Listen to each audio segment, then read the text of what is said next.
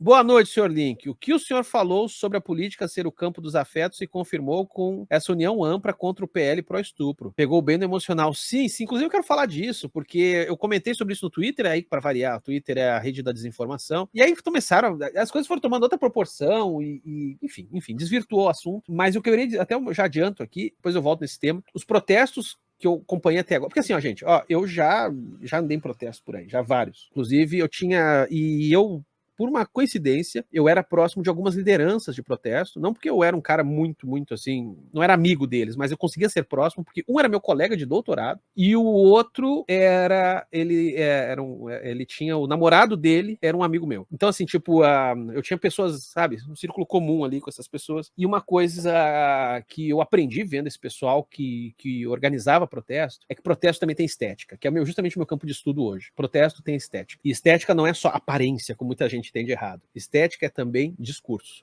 Como é que você vai falar? O que você vai falar naquele momento, de que jeito? Vocês podem ver, 2013, o que a gente acompanhou foi uma perda, uma incapacidade de organizar a estética do que aconteceu do protesto de rua. Tanto que vocês viram, 2013 foi muita gente para a rua, mas aqui logo em seguida foi reapropriado, foi dispersado e reapropriado, e no final das contas vocês viram, né? Ali o Brasil nunca mais foi o mesmo, ali foi o berço do bolsonarismo e uma série de coisas. Tô falando tudo isso porque esses protestos que eu vi até agora, esses aí contra a pele do estupro, fazia tempo que eu não via protestos tão bem organizados, tão bem pensados, tão bem focados, mesmo juntando uma série de pessoas, que sempre juntando pessoas você vai dispersar, em termos ideológicos, em termos de subjetividades afetadas, etc. Mas mesmo assim, eu vi uma capacidade eu vi uma... A palavra é essa mesmo, eu vi uma organização, eu vi uma sensibilidade estratégica, sabe? Que eu não via há muito tempo. E eu fiquei muito feliz com isso. Muito tempo eu não via isso. Muito tempo. Lembrou da época onde eu participei de alguns que também foram exemplares, assim. E isso a gente está falando de mais de 15 anos atrás. Achei isso bem interessante. José Gabriel de Paiva. Boa noite, descabelado. Acha que a PL 1904 é uma forma do Estado dominar o corpo de mulheres, sobretudo pobres? Não, eu não acho que é uma... Quer dizer, é também, mas eu acho que tu falou assim, é uma forma do Estado dominar o corpo de mulheres, sobretudo pobres. Sim, mas antes de tudo, a PL 1904, a PL do estupro, ela é uma demonstração de sadismo. Tô falando sério mesmo. É gostar de mostrar que tem poder, de reafirmar um poder que já se tem a partir da aposta dobrada. Você já se ajoelhou? Então agora se arrasta no chão, porque dada uma sociedade machista, como a gente tem, dada o debate sobre políticas reprodutivas, sobre direitos reprodutivos das mulheres no Brasil, ele está estagnado, ele não vai para frente, não vai para trás, então o prazer dos caras é o que vai ainda mais para trás. Algo que já está sob joelhos, que agora se arraste. Vamos falar então desse negócio aí, da pele do estupro. Eu acho que eu quero começar por uma coisa. Eu vi políticos, entre eles o Lula, e eu vou já dizer de cara, acho a fala do Lula ruim. Eu vi políticos como Lula, como Tabata, que o pessoal sempre já bate normalmente e tal. A Gleisi Hoffmann, se eu não me engano, também fez uma fala nesse sentido. Eu vi várias pessoas, várias figuras públicas indo nessa direção da fala que é estruturada tem a seguinte construção, a frase. Todos eles foram com uma frase muito na mesma construção. Eu sou contra o aborto, ou eu acho o aborto errado, tanto faz, nesse caso tanto faz, mas, né, aí vem a adversativa, mas, reticências, e aí a pessoa fala, aí vem o IBGE da desgraça. Tantas mulheres morrem, tantas vítimas de estupro, a maioria das vítimas de estupro são crianças, etc. Bom, tá. Eu acho ruim essa construção, porque para mim ela já vicia a conversa onde ela não deveria chegar. Do que eu tô falando? Que é a noção de opinião sobre aborto. Foda-se a opinião que você tem sobre o aborto. Seja você, inclusive, mulher. Sim, calma lá que eu vou chegar onde interessa. Foda-se a opinião que eu tenho, porque não é isso que eu quero, o ponto que eu quero que fique bem claro aqui. Não é uma questão de opinião. Não é uma questão do que a gente acha ou deixa de achar. Porque quando tu entra nessa... Não, mas às vezes tu cai num identitarismo ingênuo, né? Não, quem tem que saber é as mulheres. Gente, boa parte ali daquela bancada do estupro que tá levando adiante esse negócio é composto por mulheres. Então não é uma, sabe, não é uma questão de o que cada um acha ou deixa de achar. Não é. O aborto, ele é um fenômeno social que sempre existiu. Essa porra existe desde o Paleolítico, até onde a gente se sabe. E todas as culturas têm esse fenômeno. Todas. E vai continuar tendo. Por mais que você crie leis para criminalizar, para perseguir, você só amplia o sofrimento, mas você não vai estancar o acontecimento. Por isso que é sadismo, no final das contas. Que também supostamente, né, vamos resolver, não vai resolver nada, não vai resolver nada, vai piorar tudo. Sabe, tem uma coisa, já que a gente falou agora há pouco aqui de anticolonialismo, sabe, tem uma coisa que me incomoda, e uma coisa que eu sempre critico as esquerdas brasileiras, é que elas gostam muito de pagar de decolonial, papapá, mas muitas vezes elas seguem fazendo certos dualismos que são profundamente eurocêntricos. Por exemplo, separar natureza de cultura. Isso é uma coisa muito europeia, separar a natureza da cultura. Os nossos filósofos aqui, indígenas, nossos primeiros filósofos indígenas, de diferentes nações, eles têm uma visão completamente diferente do entendimento de natureza e cultura. E a filosofia europeia mais avançada que tem hoje também está questionando isso. Eu já citei aqui uma frase do Peter Sloterdijk, que é um filósofo que eu gosto muito, que é uma frase que dá um nó na cabeça quando ele fala: a natureza do humano é cultura. Que é uma frase que não está dizendo que não existe natureza, que o ser humano é só cultura. Não, ele não está falando isso. Ele está falando de natureza, assim. Mas ele está dizendo: a natureza do humano é cultura. Nós, enquanto seres, a nossa natureza passa por produzir uma cultura. Somos condenados a sermos seres culturais, porque essa é a nossa natureza. Eu estou puxando tudo isso porque é o seguinte: até onde eu vejo, sem cair em dualismos bobos de natureza e cultura, certos fenômenos sociais, eles funcionam quase como fenômenos naturais. Eles são incontornáveis. Eles são tão enraizados na gente, eles são tão radicais no sentido de raiz na gente, que eles são incontornáveis. Eles são tipo uma enchente. Foda-se a opinião que você tem sobre a enchente. Eu sou contra a enchente. Eu sou a favor da enchente. Alguém fala isso? Ninguém fala isso. O que com o aborto? Eu sou a favor do aborto. Eu sempre achei isso ridículo. Quer dizer, sempre não. Desde que eu passei a ter um certo entendimento, eu acho essa ideia ridícula. A favor ou contra. Por isso que vocês podem ver, nesses últimos dias, em algum momento eu falei se eu sou contra ou a favor. Porque não interessa. Não interessa. E é isso que eu acho que cabe para os políticos, por isso que a fala do Lula eu acho ruim, de educar as pessoas a começar a encarar esse negócio por uma questão da não opinião. Não interessa a opinião. Para fins didáticos, o que a gente precisa produzir agora é uma maneira de encarar o aborto por um espaço, por um debate que não se dá pela opinião. E a gente precisa educar as pessoas a pensar como um fenômeno social. Um fenômeno que acontece independentemente da nossa opinião. Então começa por aí a questão. Regina Andrade Souza, oi Link, você acha que esse comportamento agressivo do Congresso pode ser o começo de um golpe contra Lula, como foi contra Dilma? Eu acho que se não souber neutralizar esses caras, e um dos lugares para neutralizar esses caras é a rua, né, protestos de rua, pode acontecer sim. É o que eles querem fazer, né? Por isso que tem que estar na rua. E por isso tem que cuidar muito, que foi o que eu falei lá no Twitter, que muita gente ficou brava, para não fazer o que eles querem. E aí virar uma grande armadilha. Porque uma coisa que é muito perigosa, uma coisa que a gente sempre tem muito risco, é de que o protesto possa ser apropriado, possa ser servido de massa de manobra. Fazer protesto sempre é muito complicado por causa disso. Por isso que eu estava falando antes, no começo, da importância da estética num protesto, da importância da organização, para evitar que ele produza signos que possam depois ser apropriados. Entende? Então tem que estar na rua e ao mesmo tempo cuidar para não estar na rua, para não dar mais munição ainda para esses malucos que vão dizer: viu, o governo do Lula é uma bagunça, o povo está na rua. Não, mas está na rua porque vocês cutucaram, entendeu?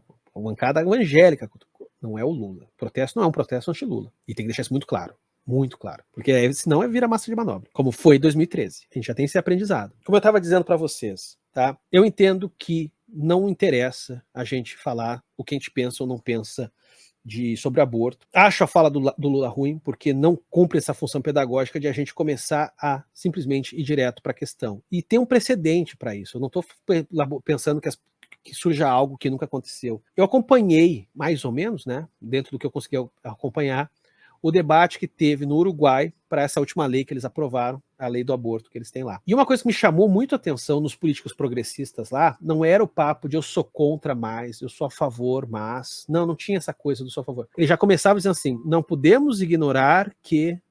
Tá entendendo? Parece pouca coisa, mas retórica é tudo, meu irmão. Retórica é tudo. A retórica educa. Eles não falavam eu não sei o que mais, eu não sei o que mais. Não, eles falavam: não podemos ignorar a realidade. Não podemos, era sempre assim, não podemos deixar de lado o problema. Não podemos fingir que o problema não existe. Não podemos... E aí sim você trazia a solução. Sacaram? E vamos ser francos. A lei do aborto do Uruguai, em alguns aspectos, é mais retrógrada do que a nossa. Por exemplo, uma das coisas, pelo que eu sei, meu conhecimento aqui é limitado, tá? Então, se eu estiver falando alguma coisa errada, me corrijo. Mas pelo que eu sei, no Uruguai, a lei do aborto, mesmo para estupro, só permite aborto até a 14ª semana. Aqui nessa lei que eles querem passar, seria limitado até a 22ª semana. Também é uma coisa absurda e tal.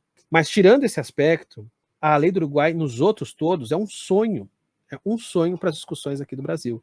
Porque lá no Uruguai, eu já comentei isso com vocês aqui em outra ocasião. A lei deles lá é uma lei considerada muito bem sucedida. Porque o que eles fizeram?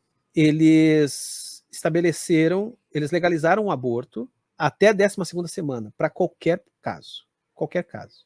A mulher quer abortar porque ela está afim. Então, ela pode. Até a 12ª semana. Não precisa ser vítima de estupro, não precisa ser bebê anencéfalo. Não.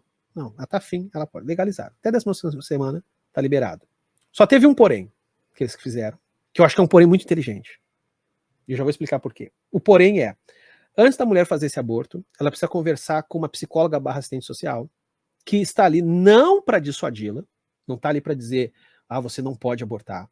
Não, ela está ali para perguntar apenas por quê. Por que você deseja abortar? Se a resposta for porque eu tô afim e eu não quero te dar satisfação, o aborto prossegue, tá? Mas a maioria dos casos, o que se revelou é que essa resposta era medo. Medo. E aí, o que foi feito foi, junto com programas sociais, porque só o aborto sozinho ele pode dar merda, eu já vou explicar isso por quê. Foi feito junto foram feitas algumas medidas sociais, eu não vou saber descrever todas, mas basicamente, bolsa gestante, bolsa nos primeiros, 5 anos da criança, porque a maioria queria abortar era mãe solo, muitas vezes mãe solo, né, que iam se tornar mãe solo. Então assim, o Estado entra, sacou? O Estado entra, não, então vai ter dinheiro, necessidade vocês não vão passar, até uma certa idade vocês vão passar, também vai ter creche pública, vai ter saúde, vai ter um plano de saúde específico, coisa que for, enfim, entendeu? O Estado entra. Por que eu tô dizendo para vocês que sozinho não dá certo? Porque a gente tá vendo esse acontecimento hoje no campo das drogas, tá? Não é por acaso, por exemplo, isso aconteceu em alguns estados nos Estados Unidos, não é por acaso que de repente de uma hora para outra, os conserva começaram a votar a favor por legalização de droga. E aí tu, que papo estranho. Só que aí tu começou a sacar o que tá rolando. Eles aprovam a legalização e não aprovam os programas sociais em conjunto. E aí começa a ter distorções, porque todo mundo que está pensando em solução está dizendo essa solução ela é conjugada. E aí é feito só uma parte, não a outra, para daí dar errado, dá uns 2 anos e falam, vamos ter que proibir, porque deu errado. Lógico que dá errado, porque o negócio já saiu, é uma aranha com uma pata só, ela está se arrastando. Essa experiência do Uruguai, ela foi muito positiva, porque ela zerou o número de mortes de mulheres, né? Tipo, mulher não morria mais no açougue, na sua imensa maioria. Aí tem uma polêmica nesse papo, mas alguns indicativos, aí vai depender, vou mostrar. É porque, na verdade, essa polêmica ela tem um motivo metodológico, ela não é só político. É que assim, como os abortos eram ilegais, tu não sabia exatamente quantos abortos aconteciam. Então vai depender muito da estimativa da quantidade de abortos ilegais que aconteciam antes. Mas assim, quem pensa esses números um tanto discretos vai dizer que a legalização aumentou os casos de aborto. Porém, o pessoal dizendo, olha, esses números são mais altos. Os abortos legais eram mais altos. Apesar de a gente não ter precisão, dá para estimar que era mais babá. Enfim, basicamente é o seguinte, mesmo que haja uma polêmica aí, há um certo entendimento de que a legalização do aborto, talvez, é difícil ter certeza, por causa que a gente está lidando com dados que eram imprecisos, diminuiu o número de abortos. Entendeu? A legalização diminuiu. E esse argumento eu já usei com muita gente de direita, no meu círculo social, no meu círculo familiar, muita gente anti-aborto, e eu convenci as pessoas, eu consegui convencer essas pessoas, usando esse argumento, dizendo, olha, você é contra o aborto? Ok, beleza. Eu nem acho que deveria ser uma questão de favor ou contra, como eu tô falando aqui. Mas já que você é contra, você quer que diminua os abortos? Quero. Então tá, então legalizar resolve. Ajuda, pelo menos. Ajuda. Talvez a legalização ajude. Quer diminuir?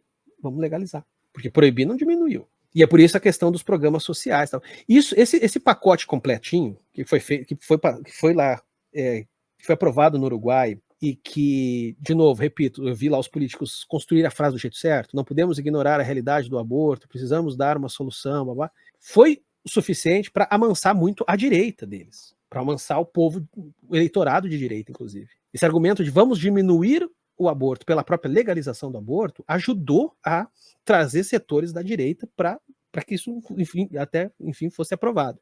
É óbvio que a direita do Uruguai é um sonho perto do que a gente tem aqui, né? Mas o que eu quero dizer para vocês, olhando para essa experiência toda, é que percebam, não tem nada de papinho de opinião a favor ou contra. Eu acho que a experiência do Uruguai, mesmo que tu diga, mas ainda é uma lei falha, com limitações, mas, cara, perto do que a gente tem aqui, porque assim, uma coisa... Essa foi até um dos motivos que deu a treta do que eu falei lá no Twitter, e a gente ficou muito puta, que eu falei assim, eu acho, né, meu entendimento é que agora, nesse momento, nesse exato momento, a pauta do aborto irrestrito é uma armadilha. E veja, eu não estou falando nada que seja uma teoria da conspiração. O fantoche do Malafaia ali, deixa eu pegar o nome do cara, que é o nome do cara aqui.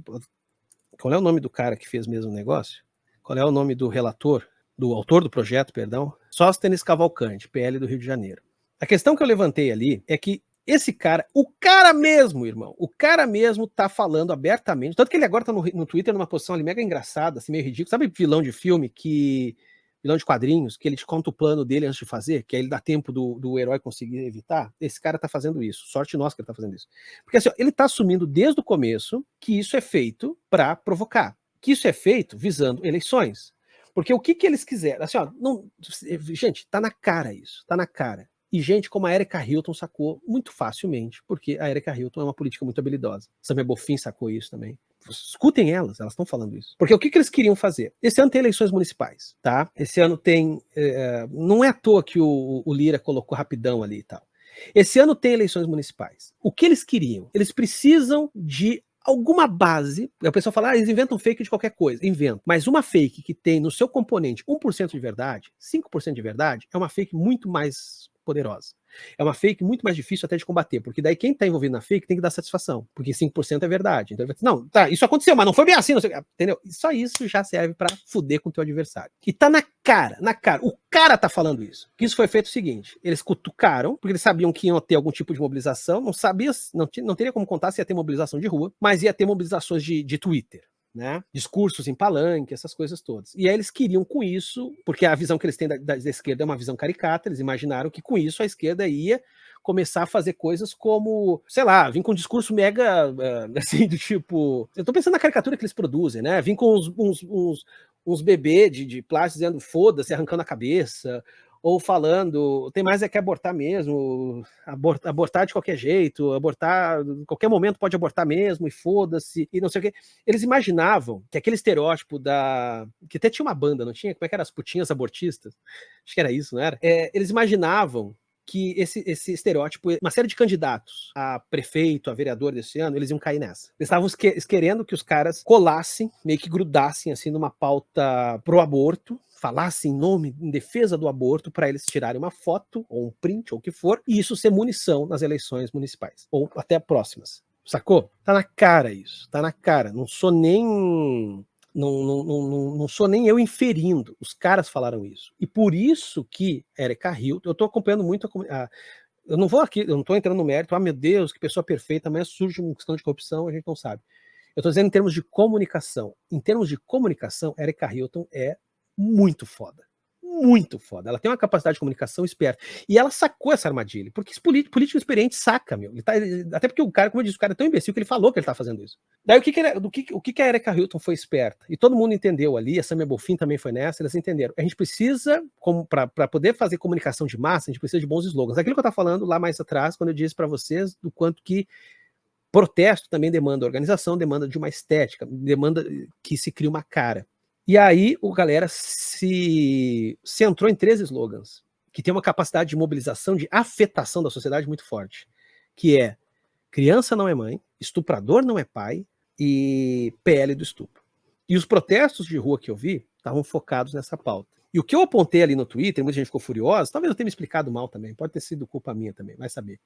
Mas embora o problema, assim, na verdade é a arquitetura do Twitter, né? A gente não consegue ter umas comunicações muito decentes lá dentro. É que eu achava fundamental olhar justamente isso que políticas experientes estavam fazendo e não perder o foco.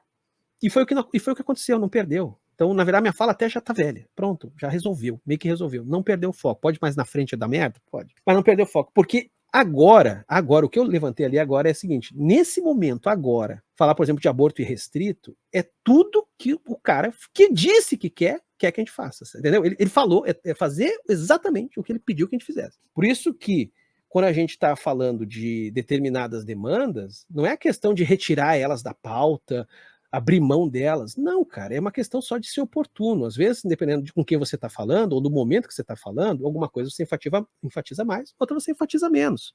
Você não está descartando, mas você está... Porque, assim, o lance é o seguinte, hoje no Brasil, a gente tem, depende das pesquisas, né, mas a gente tem em torno, varia de uma pesquisa para outra, mas em média, 80% da população brasileira se diz contra aborto, ok? Então, antes de qualquer coisa, existe um processo aí importante de desdemonização do debate sobre o aborto, de conseguir trazer à luz questões ligadas aos direitos reprodutivos das mulheres. Tem muito chão pela frente. E parte desse chão, parte desse caminho, se dá com a gente conseguindo ocupar o legislativo, gente. Vocês já se deram conta que hoje a gente tem no Congresso, o atual Congresso, ele tem políticos à direita do Bolsonaro. O Bolsonaro soa em alguns tópicos mais moderado que uma série de políticos, de deputados que a gente tem hoje. Basta ver que essa lei agora que eles tentaram criar, durante o governo Bolsonaro ela não surgiu. Surgiu nessa legislatura, não na legislatura quando o Bolsonaro era presidente. Tamanho retrocesso. E uma coisa que já tá rolando uns papos é de, não, então vamos tentar suavizar essa lei, não sei o quê. Não, irmão, não, a gente tem que arquivar. Tem que ter mobilização suficiente para forçar essa porra, ela tem que ser arquivada. Porque a gente já tá num 0 a 0 há muito tempo nessa questão dos direitos, dos direitos reprodutivos, ficando só naquele caso, né, aborto para estupro, anencéfalo e risco à mãe, bababá, tá num 0 a 0 há bastante tempo, só que agora eles jogaram a gente no -1. É o Godzilla mais o ONU, né? Eles quiseram jogar agora a gente no -1. E vão jogar no -2, vão jogar no -3. Porque, assim, uma coisa, não sei se vocês se deram conta também, né? Parte dessa proposta daí, no momento que equipara aborto a homicídio, faz também com que o debate sobre aborto possa ser criminalizado. Porque se você defende, por exemplo, um aborto irrestrito, ou mesmo um aborto que vá para além das condições ali impostas, você está defendendo homicídio. É apologia ao homicídio. Entenderam? Então, uma coisa que para mim me parece importante, foi uma coisa que eu levantei ali no Twitter e deu muita confusão, como sempre está tudo muita confusão no Twitter, é que eu acho que nesse momento a gente, primeiro, não pode criar armadilha, e segundo, a gente não pode criar condições para inviabilizar a eleição de candidatos progressistas esse ano. De modo que fazer o que já está sendo feito. Érica Hilton já está fazendo, Samir Bonfim está fazendo, as lideranças. Eu conversei com uma mina que participou das lideranças de um dos protestos ali de São Paulo. Ela também, a mesma coisa que eu estou falando para vocês, ela me falou. Não, a gente está focando nesse tripé aí. Criança não é mãe, estuprador não é pai, pele do estupro. E isso tem um poder de penetração social muito grande. Isso pegou muita gente. Mesmo nesses 80% que se diz contra aborto, isso invadiu esse espectro. Porque muita gente olhou e falou assim, caralho, não, pera lá, como assim? Tá, ok, eu sou contra o aborto. Não, os discursos meio senso comum, sabe? Eu sou contra o aborto, mas, porra, mas peraí, criança grave. A importância da gente conseguir eleger, principalmente mulheres feministas, para vereadora, e depois lá para frente para as câmaras legislativas estaduais, federais, para o Senado, etc.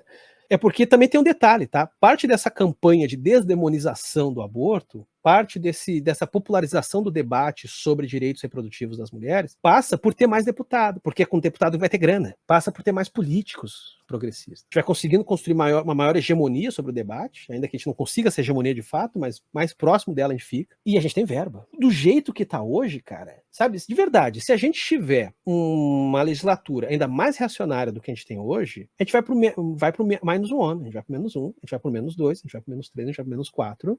Sabe, é tipo, essa imagem que me vem é muito a Primeira Guerra Mundial, sabe? Lógica de trincheira, que ficava a nação X aqui, a nação Y aqui, as trincheiras, né, vários níveis de trincheira, e ficavam num empurra-empurra.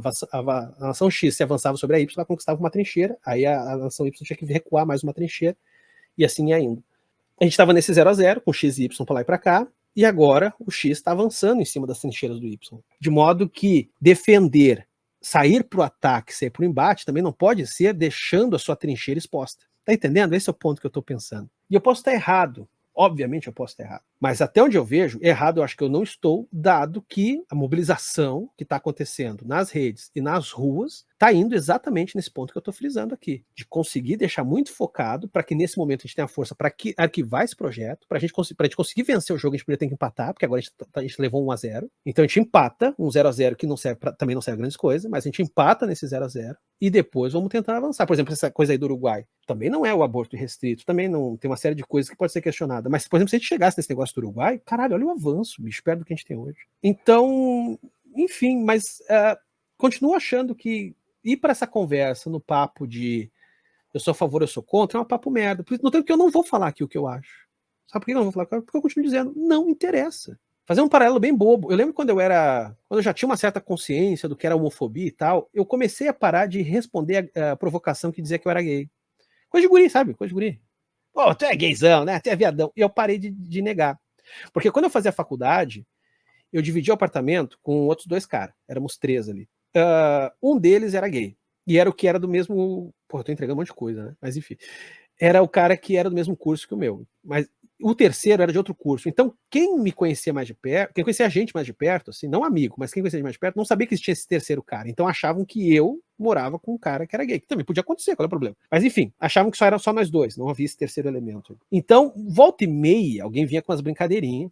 Porque tu é gay, não sei o quê. Eu nunca neguei, cara. Sabe por que eu nunca neguei? Porque qualquer momento se eu fizesse isso, eu tava reforçando essa coisa de não, que isso, cara? Pô, eu sou macho, irmão. Que isso? Não sei o quê. Pô, foda-se. Tá achando que eu sou. Assim, eu não vou te comer, tu não vai me comer igual. Tanto faz se tu acha que deixa de achar. Tá achando isso? Foda-se. Foda-se. Eu não vou entrar nessa. Porque não, porque se eu responder que eu não sou, eu já tô dentro do jogo que o cara me colocou, tá entendendo? A minha defensiva já prova que essa vigilância sobre a sexualidade dos outros venceu. Por isso que esse debate sobre ser contra ou a favor do aborto é merda, porque também reforça essa vigilância sobre o corpo das mulheres, cara. Não tem que nem entrar nessa. A gente tem que focar muito em questões de... E isso também serve uma provocação, às vezes, com a galera de esquerda que começa a vir com... Não, mas é o certo... Não interessa agora o certo. Também não é isso. A gente tem que entrar, a gente tem que ser muito objetivo nas medidas que a gente quer apresentar e ir. E quem trabalha com isso pensa assim, eu não tô ensinando ninguém falando isso. Tô falando pra galera que geralmente não participa dessas conversas, né? Porque quem participa da conversa sabe muito bem disso. Tu tem que ir na questão fundamental ali e tem que ser estratégia. E para mim, até onde eu vejo, vou repetir, até porque esse ano vocês votem, pelo amor de Deus, elejam pessoas. Prestem muita atenção nas casas legislativas. Eu sei que para prefeito a gente se mobiliza e gera um monte de debate, mas prestem muito atenção em quem vocês vão votar para vereador. E em certa parte eu defendo um voto estratégico. Vereadores progressistas com mais chance de ser eleito, votem neles. Votem neles. Mas eu acho importante, às vezes vem uma coisa assim meio moralista, mas eu acho importante eu dar o meu voto para uma minoria X. Aquela pessoa daquela minoria X é um candidato forte esse ano? Não, não é. Então talvez não. Porque a gente está num desespero, sacou? E os partidos, eles têm uma certa noção de que candidato ali, a vereador, tá chegando forte. Então, votemos nos mais fortes dos partidos de esquerda. Eu acho que precisamos urgentemente reocupar os espaços legislativos. Se não fudeu, cara. Não fudeu, não tem essa. Não pode eleger o comunista, vai eleger para presidente um comunistão, bababá, tal. Foda-se. Foda-se. O cara não vai fazer porra nenhuma, não consegue fazer porra nenhuma. O Congresso, se a gente continuar com as casas legislativas cada vez mais reacionárias, grandes merda se a pessoa do executivo é um cara, é um comunista, é um cara super de esquerda. Grandes merda. Às vezes até pior. Bom, deixa eu ver um pouco os comentários de vocês, porque esse assunto, como sempre, é mega delicado e também gera muito ruído. Aí eu estou falando X, às vezes a pessoa entende Y, também porque às vezes uma palavra ou outra foi meio atravessada. Vamos lá. Pedro Erickson dos Santos Pinheiro. Link, sobre o tema do PL que me vem a pergunta, qual seria o pensamento de alguém adotado sobre a questão em si? Me desculpe se soar sensível. Sim, eu sou adotado, né? Nem sempre em circunstâncias, eu posso ter sido, pois é, né, tem esse detalhe aqui a falar. Eu sou adotado, eu sei muito pouco, muito vago, eu sei rumores, nada comprovado, sobre a minha mãe biológica. O que eu sei era uma mulher jovem, e sim, podia ser uma menor de idade, e que escondeu a gravidez. Talvez eu seja uma criança que nasceu de um estupro. Há uma grande chance de eu ter nascido de um estupro. Aí ficam perguntando o que você acha sobre o aborto. Continuo achando tudo aquilo que eu já falei aqui, que não interessa o que eu acho. Sacou? Não interessa o que eu acho. É um fenômeno social, vai acontecer. Eu não fui abortado porque era proibido? Duvido. Porque por alguma circunstância não rolou. Às vezes circunstâncias bem cruéis. Mas não interessa o que eu acho. Esse fenômeno social não vai mudar de acordo com o que eu acho. Mas se fosse legalizado, será? Às vezes não. E se eu não nasci, eu não estaria aqui e ninguém também ia sentir falta de mim, porque eu não existi, né, cara? É uma coisa maluca, assim, de essa espécie de saudade da pessoa que não existiu. Não existe saudade da pessoa que não existiu. Uma vez que tu não existiu, ninguém vai estar perguntando, então tu não teria nada. Eu vi alguém falando, se nós fôssemos abortados, nós não existiríamos. Óbvio, né, irmão? Isso é óbvio.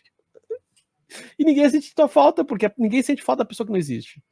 Mas maluquice. Com o PL do estupro, mais uma demonstração do fundamentalismo religioso brazuca. O que pode ser feito em relação à perda contínua do Estado laico? Bom, acho que eu já falei aqui, a gente precisa ocupar as casas legislativas. Sem isso, cara, todo o resto... Ou é revolução, mas a revolução às vezes me soa... Sabe, vamos ser francos, tá? Às vezes esse papo de revolução vem como pressuposto para a espera dos bárbaros. Tem um poema muito bonito do Constantino Cavafis, é assim, eu se não me engano o nome dele, que é um poeta que eu acho muito bonito, e ele tem um poema muito famoso, que é... A Espera dos Bárbaros. E é um poema muito assim do tipo... Porque a história é uma historinha, basicamente, o pessoal tá na cidade e eles souberam que os bárbaros vão chegar. E aí, naquele dia, fala assim, por que que hoje o mercado não abriu? Porque estamos à espera dos bárbaros. Por que que hoje não está funcionando a prefeitura? Porque a gente está à espera dos bárbaros. Por que que hoje não... Sabe, várias coisas assim, né? Por que que hoje ninguém fez... Por que que hoje ninguém deu aula para as crianças? Porque estamos à espera dos bárbaros. Aí chega no final um mensageiro e fala, não, os bárbaros não vêm mais, eles foram contidos, sei lá, os bárbaros não vêm mais. Aí o cara fala, poxa, que pena, eles eram a solução. Cara, eu acho esse poema do caralho. E aí você troca os bárbaros pela revolução, às vezes me soa um pouco disso, assim. Não tô falando que é todo mundo, tá? Para depois os comunistas não ficarem, os comunistas de internet ficarem dando piti. Mas às vezes eu vejo esse papo da revolução ser usado como uma espera para resolver os problemas. A espera dos bárbaros, a espera da revolução. Então, enquanto não tem a revolução, a gente não faz as coisas. Porque tem que esperar a revolução para resolver. Não. A gente tem que, alguma coisa a gente vai fazendo, né, cara? Mas, enfim, repito, a gente precisa... Porque assim, ó, eu vou ser bem franco com vocês. Tem um medo que a galera tem muito, que eu não tenho, de uma espécie de supremacia evangélica e tal. Eu não acredito nisso, tá? Se isso cria ansiedade em você, saiba que pelo menos em mim não cria. Assim, o que eu quero dizer é o seguinte, eu vi um artigo de um camarada ali, agora não vou lembrar o nome dele, mas ele usou uma analogia que eu achei perfeita. Ele falou assim, parece uma pantera, mas é sombra de um gato. Só que sombras assustam, e sombras podem ter poder. Teatro de sombras tem muito poder. O que eu quero dizer é o seguinte, tipo, eu nem acho que os evangélicos têm tanta força quanto eles parecem ter. O que eu acho é que eles criaram um sistema muito eficiente para vencer cargo eleitoral. Entendeu? E é aí que está o perigo. Esse é o verdadeiro perigo. Por isso precisamos eleger representantes. E a gente tem que criar um sistema eficiente de eleição de representantes. A gente tem que criar um mecanismo para isso. Voto como sinalização de virtude não vai vencer. Esse vídeo é um corte da Live do Caos que acontece no canal do Quadrinhos na Sarjeta todo domingo à noite por volta das 9h30, geralmente. Então curta e compartilhe este vídeo. E se inscreva lá no Quadrinhos Sarjeta, assim como aqui no Cortes da Sarjeta, pessoa vagabunda.